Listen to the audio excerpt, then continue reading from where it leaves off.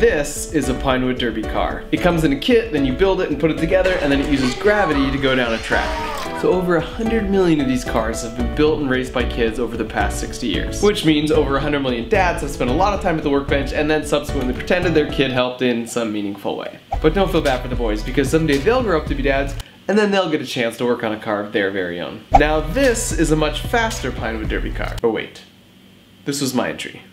I was disqualified because apparently using jet propulsion goes against the spirit of the competition.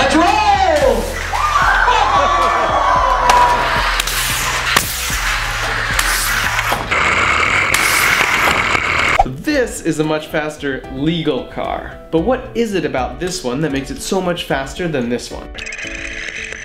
I mean, really, is it the wheels? Is it the weight placement? Is it the axles? And of the design features that influence speed, which one of those is the most important? For example, do aerodynamics really play a role? So today, we're gonna use cold hard science to figure out how you can maximize your chance of taking home the trophy with the least amount of effort. There are a lot of opinions on how you build a fast car, and spoiler alert, some of the most popular ones are completely false. And at the end of the video, to prove science is in fact true, I'll show you a car I built in 45 minutes based on what I learned, and then show you how it did in competition. So let's start with the fundamentals. The Pinewood Derby is all about conservation of energy. The amount of energy you start the race with is the same amount of energy you end the race with. It's just a different kind. So each of these blocks represents a unit of energy. So at the beginning of the race, it's all potential energy, which is the energy associated with height. So when you start, the higher your center of mass is on the track, the more of it you have. And then at the end of the race, in a perfect world, all that potential energy has been converted to kinetic energy, block for block. And kinetic energy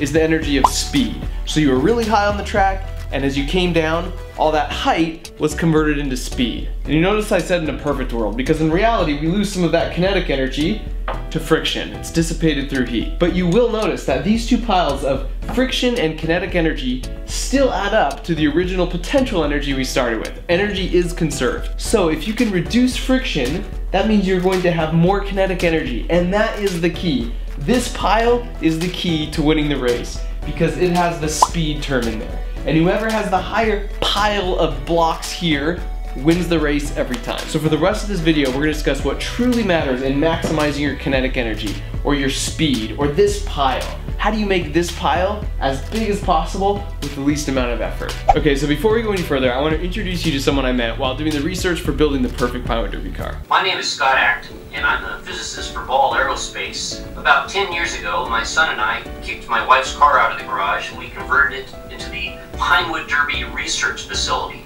For almost a year, we conducted experiments and used the laws of physics to determine exactly what it takes to make a winning Pinewood Derby race car. And what I love about Dr. Acton is that instead of just making blind statements like 99% of the information you find out there, he used the scientific method to test all the possible parameters that go into building a Pinewood Derby car, and then he documented the results. Okay, so what did he learn after a year of testing? So here's a list of 7 of the parameters he tested, and how many car lengths you would win by if you're able to perfect that specific parameter, assuming everything else was the same. So the first thing you should notice is by far the biggest contributor to increasing the speed of your car is maxing out the weight of your car at 5 ounces and then putting it in the right location towards the rear of the car. So that alone contributes to 36% of the speed of your car, and you would beat a car that had the worst possible mass placement location at the very front of the car by almost 5 car lengths if everything else was identical between your two cars. So why is this? Well, if you put all your weight toward the back of the car like this, when you're sitting on the track before you even start,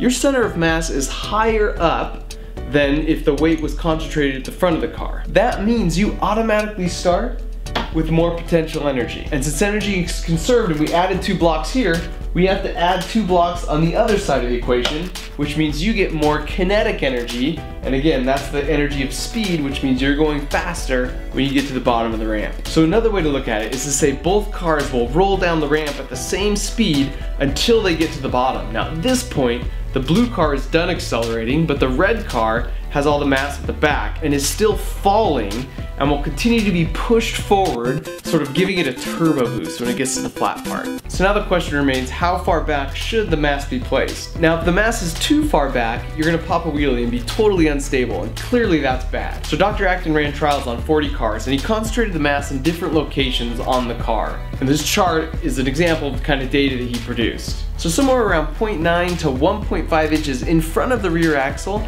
gives you the best times. So if you want to narrow it down even more than that, it kind of depends on the shape of your car. The Dr. Acton went into more details into this in a video he made. It's like 2 hours long. It details all the results of his tests, and he even shows you like some tips and footage of how to actually fabricate the car. So if you want a lot more detail than I'm giving here, I highly recommend you check it out. I put a link to it in the description of this video. So let's quickly run through the remaining list of the critical parameters. Lightweighting the wheels can give you a 2 car length lead, everything else being equal. So if your race rules allow it, you need to take as much weight off this wheel as possible, especially the outer edge. Or just buy some that are done for you, and I put a link in the video description of where you can get some. Now to explain why this matters, let's go back to our blocks. I didn't tell you the full story when it comes to kinetic energy. So remember, this is the energy of motion, and when you cross the finish line, technically you have 2 types of motion. Your car is translating, but the wheels are also rotating about the axis. Now that gives us rotational kinetic energy. Now this green pile of translating kinetic energy is still the most important, because that represents your car's speed. And this orange pile with spinning wheels actually takes away from that. So if we can minimize the moment of inertia on each of the wheels by making it as light as possible around the edge, that means more of our initial potential energy will go into making our car go fast and not just spinning up the wheels with a lot of energy, so when you high center at the end, the wheels are just spinning forever. That's energy we could have used to make our car go fast. So the most streamlined Pinewood Derby car is going to beat a normal block of wood by about 1.4 car lengths if everything else is equal. Now going back to our blocks, when you're not very aerodynamic, it's basically just a form of friction. So essentially, the more streamlined your profile is, the fewer air molecules you basically have to push out of the way. So while you don't have to kill yourself here, making some attempt to make the car a little bit more streamlined than the standard block is going to be worth it. So using polished axles will beat normal axles by about 1.3 car lengths, everything else being equal. I was actually surprised this wasn't a greater contributor to overall speed, but Dr. Acton ran 35 trials of different smoothness on the axles, and this is what the data showed. Interestingly, grooved axles are a complete waste of time and money. If you look at the formula for friction, it really just depends on the 2 materials of the surfaces rubbing together and sort of the weight at that surface. So even if you reduce your surface area by a factor of 2, the overall weight acting at those surfaces is the same, so nothing changes. So lifting 1 wheel on your car, so your car's only riding on 3 wheels, will beat a 4-wheeled car by about 1.1 car lengths, everything else being equal. And most people say, oh, with 1 less wheel, that's 1/4 the friction, but for the reasons we talked about, that's not true, because each wheel just has more weight on it. Now the real reason this actually helps goes back to our rotational kinetic energy.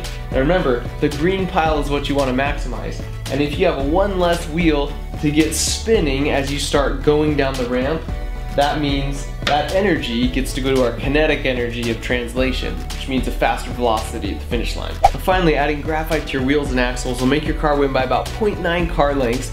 Everything else being equal against the car that has no graphite. Now there are several really expensive graphite solutions out there, but all the experts I talked to basically said graphite's graphite. That's clever marketing. Our independent tests show that there's really no appreciable difference between one versus another. So there's a number of other parameters Dr. Acton discusses in his videos, but those 6 are the ones that will have the biggest impact relative to the time you spend on your car. So in order to prove that science is true and to show that those 6 steps are really the best use of your time, on the day of our big race here, I decided to completely build a car from scratch in about 45 minutes and then take it to the competition and see how it did. So the first thing I did was just make a single cut in this block of wood. So remember, aerodynamics are important, but there's no need to totally kill yourself on it. Just a simple reduced shape is good.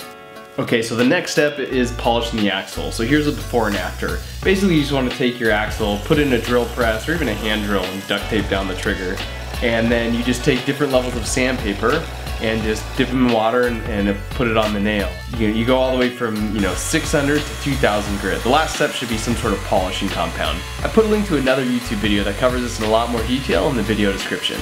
And then I went ahead and marked the 12 o'clock position on the nail head, and this is why. So in doing research and talking with a bunch of experts, I actually found two things that Dr. Acton didn't test. These are the concept of rail riding and the concept of bending your axles so your wheels are canted. So let's start with bending the axles. So to bend the axles, I use this bending tool from Derby Works. So right there, you just bent the nail, then you take it out of the clamp, and then you have an axle that's bent at exactly 2.5 degrees. So if you don't want to go to the hassle, you can actually buy pre-bent and pre-polished axles online. I put a link to where you can get them in the video description. So bent axles are important for two reasons. The first is that it reduces friction. And this is because as you roll down the track, the way the axles are bent, the wheels want to migrate outwards. And that's good because it reduces friction in the sense that the part that's rubbing is the wheel and the nail head, which has a much lower coefficient of friction than if the wheel's just bouncing around and rubbing against the wooden body of the car. The second reason they're really important is it makes alignment 100 times easier. We'll get to that in a minute. And now I just put the wheels on the car, and this is a good time to apply the graphite. Just get it everywhere, you really can't over apply it. And now because we want our car to only ride on 3 wheels, I deepened one side of the pre-cut axle groove in the front. And now because it's deeper, that front left wheel won't touch the ground. So now you see I am just pushing these axles in by hand. I mean, there are tools that sell for like $90 that help you align them, and people talk about drilling the holes just perpendicular, but it really doesn't matter if you're using canted axles. You just kind of put them in the pre-made slots, and then afterwards I just use a screwdriver just to make sure the nails were actually flush in each of those slots. And it doesn't matter because with the canted axles you can align it later. So this is where it leaves us at. The front left wheel is raised up off the ground. You can see the back 2 wheels are canted outwards, but you notice the front wheel is actually canted the opposite direction. Now this is the other thing Dr. Acton didn't look at, but it was called the rail riding technique. Now rail riding means you intentionally steer your car into the rail that runs down the track and guides your car. Now that sounds crazy, like it's totally going to increase your friction, and a lot of experts recommend spending hours and hours on aligning your car so it runs perfectly straight. So the problem with that is no track has a perfect surface. So even the perfectly aligned car is going to bounce around on the track. So these bounces are incredibly detrimental because with each impact, you're taking some of your kinetic energy and it's being converted to friction and heat. Again, kinetic energy in this pile are the key to winning the race. So watch this slow-mo video of this rail rider car I built versus another car that actually ran pretty straight on a normal flat surface. And the key to the rail rider car is it turns toward the center rail, but just barely enough so it maintains contact with the rail. So here's how you set up the rail rider. So get yourself a nice flat board that's about 4 to 6 feet long, and your car should veer about 1 inch toward the side that has the wheel raised over the length of that board. So in this case it veered too much, and this is the genius of the bent axles. Because to change direction we don't have to shim or glue, all you do is twist the nail head. It doesn't take much, and then once I did that, it was just about right. So once again, if you want more information on the rail riding alignment process, I put a link in the video description that goes into a lot more depth. And then you also want to check the rear wheels just to make sure they are migrating outwards. You should see a little daylight between the wheel and the car body. And then again, if they're not, all you have to do is just get some pliers and twist the head of the axle. And so the final step is just getting our center of mass in the right spot. So I measure 1 inch in front of the rear axle, and then just to prove that ghetto is perfectly fine here, I'm using duct tape. And then you just kind of balance it on that line that we drew. You'll probably never get the balance exactly, just do enough to convince yourself that it's more or less in the right spot. Now there are actually some Pinewood Derby racing leagues held on a monthly basis for adults across the country. So I asked a few of the experts who run them, what do all the winning cars have in common? And the reason I took the 2 additional concepts of the rail rider and the canted wheels seriously is because they told me all of the cars that not only win but are entered have 3 things in common. They all ride on 3 wheels and not 4. They all rail ride, and they all have canted wheels. Hey, rev your engines, gentlemen! So at the race, my buddy Mason won first place with an undefeated record in a field of 20 cars. He even beat my 40-mile-an-hour rocket car. Hey, Mason! Although that probably had more to do with the fact that my dumb friend Troy sabotaged my firing mechanism. Hey, Troy unplugged it! Okay. So in the rematch, I went straight for the jugular.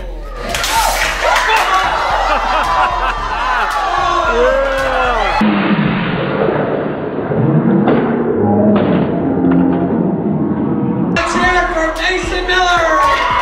Now Mason told me they spent at least 12 hours building this car, focusing on the huge list of things that supposedly you have to do everything for to have the fastest car. Now after the race, I asked to borrow his car, and once everybody left, I did a couple test runs. His undefeated 12-hour car against my 45-minute car. And this is the result.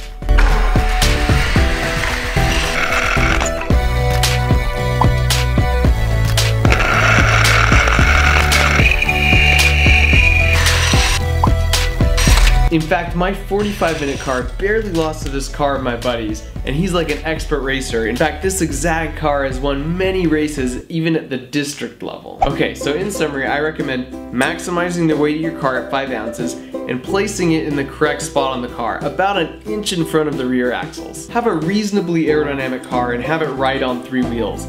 Lightweight those wheels if your race rules allow it. And then get the bent polished axle so you can reduce your friction, make it a lot easier to align, and you can implement the rail riding technique.